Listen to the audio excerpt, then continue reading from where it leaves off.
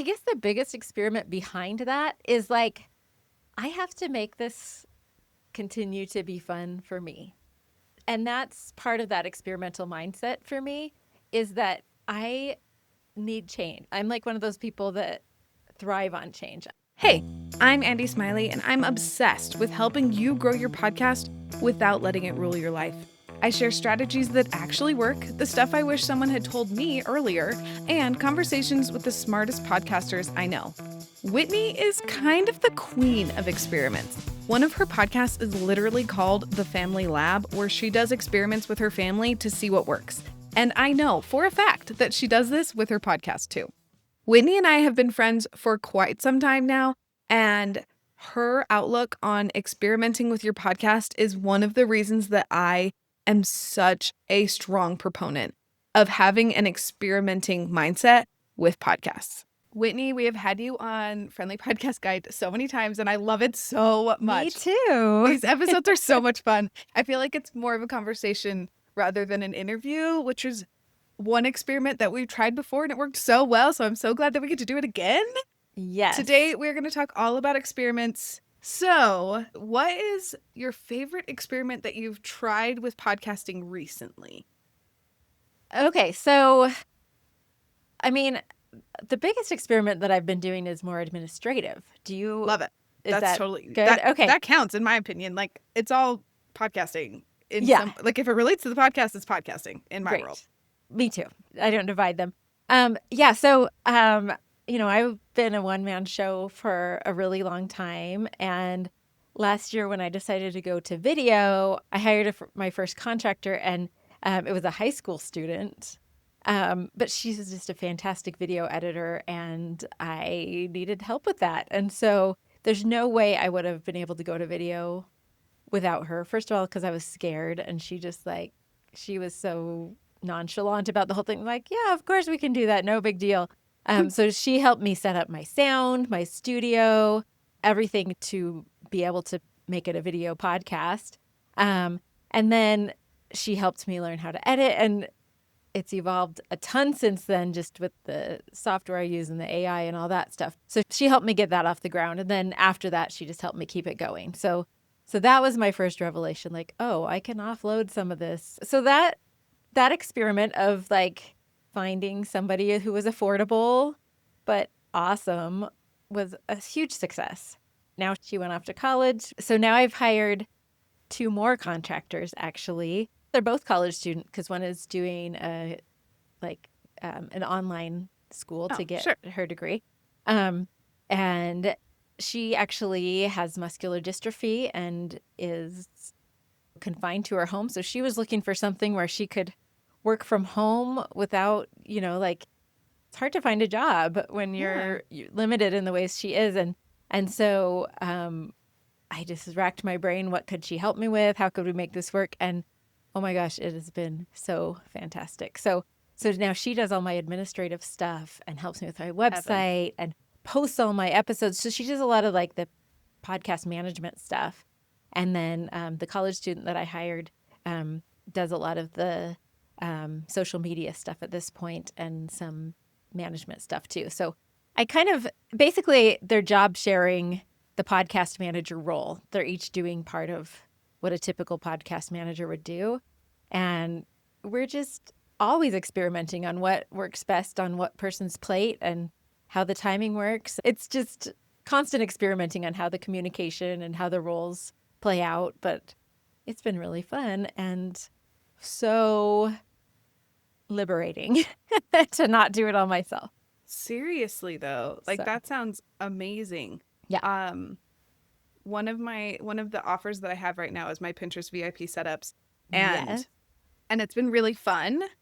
It's also been a little bit overwhelming. So I feel like I'm getting to the point where I'm like, I need to find someone that can help me with like the actual pin creation. Like, I'll teach them how to do it, and then they will like take it, because it's getting a little overwhelming. So it's nice to know that it works, right? Like, you're like, hey, I hired someone and I like them and they're doing what I need them to do. So. Well, and it's not fixed. That's the other thing. Like, in the spirit of experiments, like there are some things that I gave to somebody else that I realized it really just is more efficient if I do that.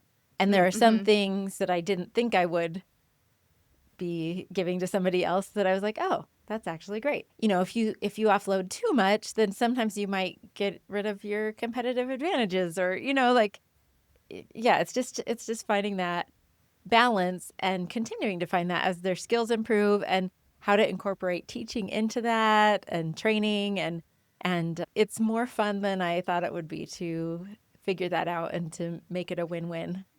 Totally. I love that you're calling it an experiment, because then it takes the pressure off of that part of podcasting, right? Delegating feels really overwhelming. And so I love the fact that it's an experiment. It's like, oh no, this isn't a one and done. This is we're revisiting, we're checking to see how this feels for you, how this feels for me, how this is working for the podcast. Like, it's not a one and done thing. Yeah. One experiment that I did recently, I guess this isn't exactly podcasting either. That's so funny, but it's emailing. So I used to email once a week talking about the podcast.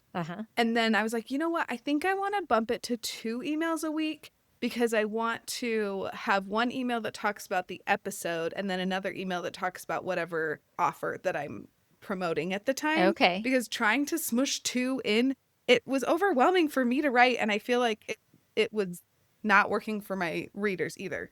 Listeners, whatever, the people that were receiving the emails. Right. And so splitting that into 2 it was really, really nice for me, in a way that, like, I was so nervous. I was so nervous that people were going to just be like, 2 emails from Andy a week. I can't handle this much, Andy. And they would just like unsubscribe.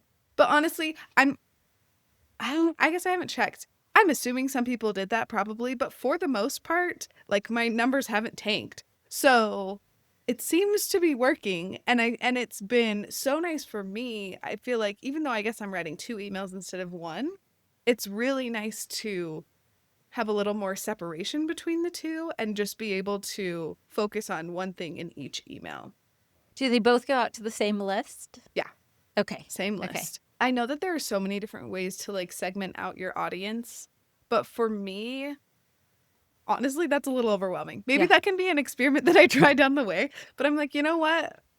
If you're on my email list, you're just going to get all of my emails, unless you specifically opt out. Like, if you're like, hey, I don't want your Pinterest setup emails, get me out of here, then you can do that. But, like, for the most part, everyone just gets all the emails. Okay.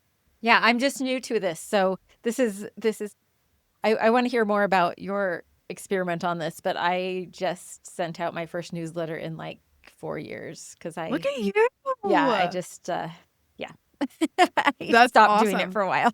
I mean, I feel like email is one of those things that feels really overwhelming when you start. Truly, I just interviewed Allie. She is an email marketing specialist. She also has a podcast, so I feel like she kind of gets it.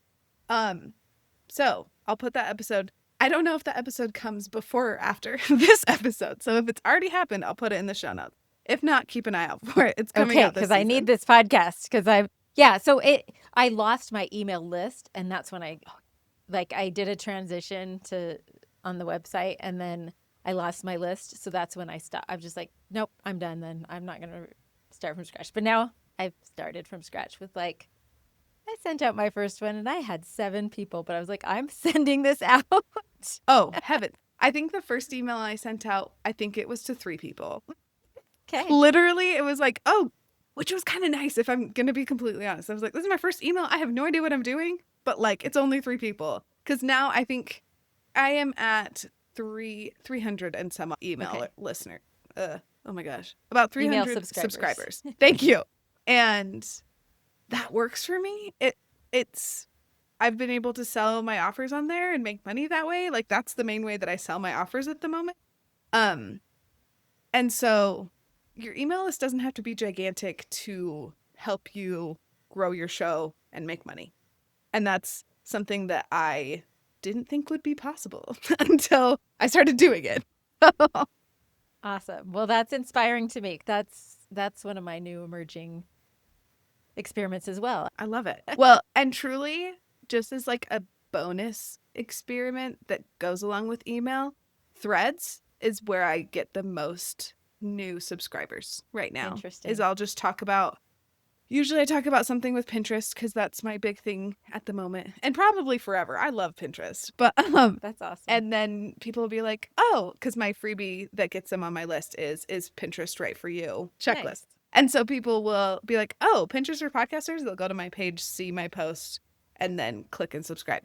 And Threads has been such a surprise. I was not expecting to enjoy Threads as much as I do, but it's a really fun way to connect with people, and it's just words, no pictures, and it's so much easier for me, and it just feels a little more authentic for whatever reason for me. So there's like my bonus, my bonus experiment that I've been doing recently. And to tie that in to the Pinterest thing, that's another experiment I'm trying is I've outsourced Pinterest to you. And so I don't even know how that's going. You're the one who knows how that's going. I'm enjoying it. And here's your like Pinterest fact of the episode. With Pinterest, you don't usually start seeing a lot of results until like month 2 or 3, just because it's a snowball effect. Like it starts slow and builds. That's why I really like doing Pinterest VIP setups, because then you have no idea when it's like so small, it's slowly growing, because you don't need to know. You don't need to know yet. We just know it's building right now. So yeah.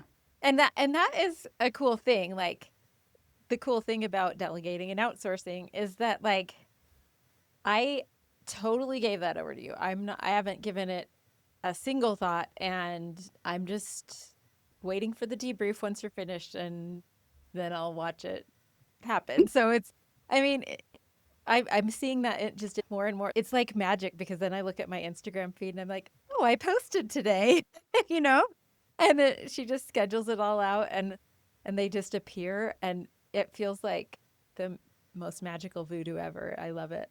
Totally. And then you're like, oh, hey, I have new followers because of that post that I didn't post. Now I want to go a little more broad about experimenting in general. Okay. So what benefits have you noticed when you like have an experimental mindset with your podcast and everything that goes into it?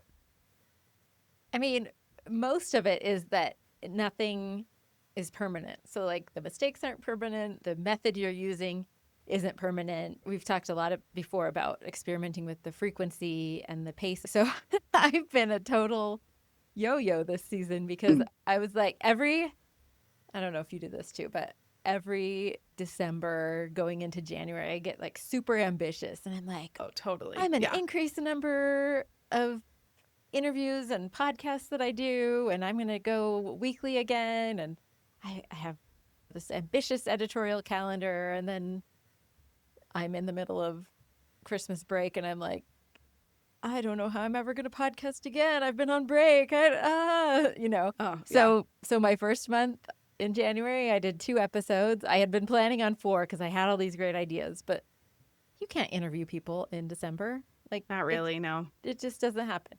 So anyway, so I had 2 episodes for January, and I was like, okay, I'm going to do 2 episodes a month. I'm going to get real again. But then I did my interviews for February, and they were so great and so long that I had to cut the first one into 2 episodes. So then suddenly I have 3 episodes recorded. And so basically you just get a bonus this month. I love it. I have an idea for a 4th that I may or may not do. So I'm like, I know we're supposed to be consistent. My listeners will always get at least 2 a month, but sometimes they'll get some bonuses if I just get enthusiastic. So that's where I stand right now. I feel like I love that, because truly I feel like I don't know if there's a listener that's like, I don't want more episodes from you, right? Like I feel like if you have at least like a baseline of like, you can plan on 2 episodes, but you might get some extra. I feel like everyone's like, great, yes, please, right? I feel like that's a solid way to go about podcasting and releasing episodes. Yeah, so, you know, it's not super predictable. I guess the biggest experiment behind that is like, I have to make this continue to be fun for me. And that's part of that experimental mindset for me, is that I need change. I'm like one of those people that thrive on change. I'm never going to be like, who moved my cheese person? Like I want things to be the same all the time. I thrive on variety and change. And so that's part of my personality. That's part of what you're signing up for when you listen to my podcast. And I'm going to try different formats. I'm going to try different pacing. Yeah. One of my favorite parts about experimenting with your podcast and kind of having like an experimenting mindset, love that it hijacks my recovering perfectionist inside of me, Uh-huh. right? To be like, it's an experiment. It's not supposed to go perfect the first time. You're just Yes, for trying sure. something. Also, when it's an experiment, all of the analytics is just data to help me Yeah. know about the experiment. It has nothing to do with me. I feel like it kind of makes it less personal. Yeah. It's like, oh, this is an experiment. This doesn't mean people don't like my podcast. This means that they don't like the style that I tried this week. So let's not do that again. Let's try something else. Yeah. It puts failures into perspective as failures are information rather than a reason to quit. Exactly. When you look at it that way, it makes it so much easier not only to keep podcasting, but also to enjoy it, Yeah. to actually like enjoy the process. Yeah, for sure. I guess to segue into another experiment, like one of my consistent failures in the last, it's been almost a year that I've been trying to do this, is I decided to have like, I said, I just want more community. I want to know who's listening because that's such a weird part about podcasting is that you Such a don't weird know part about who's podcasting. listening. And I was like, I'm just going to have an open lab where I let people just come in um, I'll just appear in my studio once a week at the same time, and anybody who wants to pop in can pop in and ask me what they want to ask me, brainstorm experiments that they can try in their home, talk about the episode. And I understood at the beginning that I was leaving this wide open so people might not know what to expect, so they might be afraid to come. Mm. But I didn't have the energy to make it more specific. So I was like, I'm just going to start and see if people come at a really low effort level for me. Sure. And I can't say it's a complete failure because I've had one person come in the I love that. last year, which is kind of crazy. That one person has become a really good friend. And she's come several times and I mean quite a few times, and we've developed this friendship, and we talk about what she can try at home, and we talk about what she's struggling with, and it's been this great thing. And she actually like kept me going when I was like, why am I even doing this? Who am I doing this for? And that now I know who I'm doing it for. If nobody else, I have a fan that like shows up and who loves my podcast and who shares it and who like keeps me grounded in what like real life moms are struggling with besides myself, like Yeah, totally. so it hasn't been a total failure, but I haven't been good at promoting it and letting people know it happens. I don't know if I'm going to continue it or do it in a different form, or just maybe my listeners are just such busy moms that they don't want anything but somebody in their ear. And that's okay too. Sure. Yeah. They don't want to have to show up for an appointment at a specific time, which I think is one of the real stumbling blocks. But Yeah, that I makes don't know. sense. I love that, like you said, because it's an experiment. Sure, it didn't go the way that you wanted it to, but that doesn't mean that you're an awful person. That doesn't mean you failed, like as a podcaster. It just means this experiment didn't work, so we should try something else or Right. tweak it. Right. And it wasn't a loss for me because when nobody shows up, I just get a whole lot of work done. I'm just still on my computer. I keep the window open in case somebody pops in. But I'm like, this is my dedicated, I have to stay in front of here in case somebody works. So it wasn't, there wasn't a real downside. So I just kept it going. But what I'm considering doing is now that I have a newsletter, and those are people who have opted in and who have some stake, like Totally. they're engaged in at a higher level. I'm just going to be like, this is an exclusive newsletter offer, but here's a link to schedule a specific time with me. So then it's on their timetable. They can just book on my calendar like a half an hour session. Like, hey, if you would like to meet me, or, like, here's a link and you can schedule a time with me.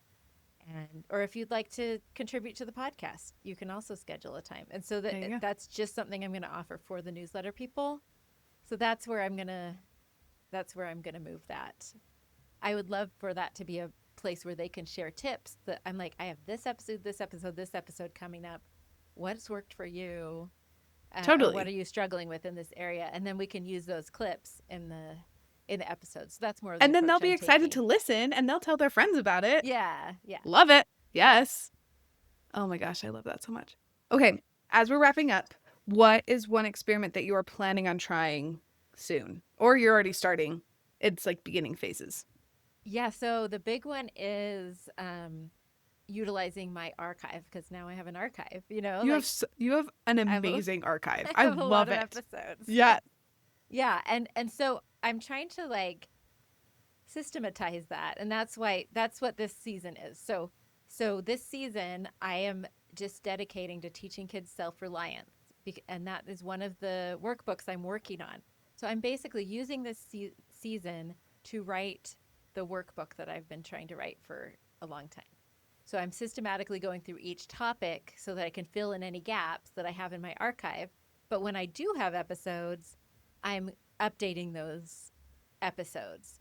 So, like, to just give you the example of this season, I started with hygiene, which I have never covered any hygiene topics. Oh, really? Um, yeah, which I was kind of surprised. Like, I had no episodes at all.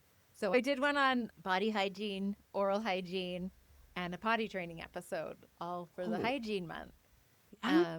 which is February, which at the time we're speaking is just beginning. Next month in March, I'm doing one on finance, and I've done like 4 episodes on teaching kids to manage money. And so I did do a fresh interview for it, but then I'm also repurposing those. So I was just downloading those transcripts, and I'm going to use some clips from those episodes. Love that.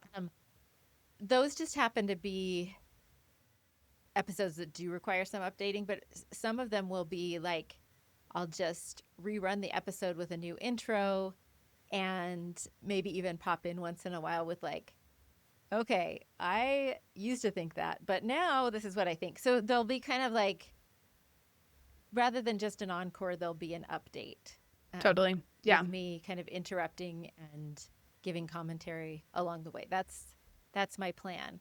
So, but then by the end of that, there's 15 topics in this self-reliance series. Okay. So it's going to cut into next year, but the plan is to just really focus each month and then use that month to write that section of my workbook, give away part of that workbook in my newsletter, like what I'm working on, give that as freebies to my newsletter people. So I've just kind of like systematized everything so that I'm making sure that I'm covering all the topics that I think parents need to know in this larger topic of teaching kids self-reliance. Which is, I guess, as a mom of littles, that sounds so nice. Because I feel like sometimes I'm like, I don't know what to do. Yeah. I don't know Yeah. how to handle this situation. My 8-year-old needs to probably learn how to load a dishwasher. It was like, I guess we'll just like figure it out and like we're just making it work. But I feel like it would be nice to be like, oh, these are the things that my 8-year-old should probably know how to do. And this is how to teach them how to do those things.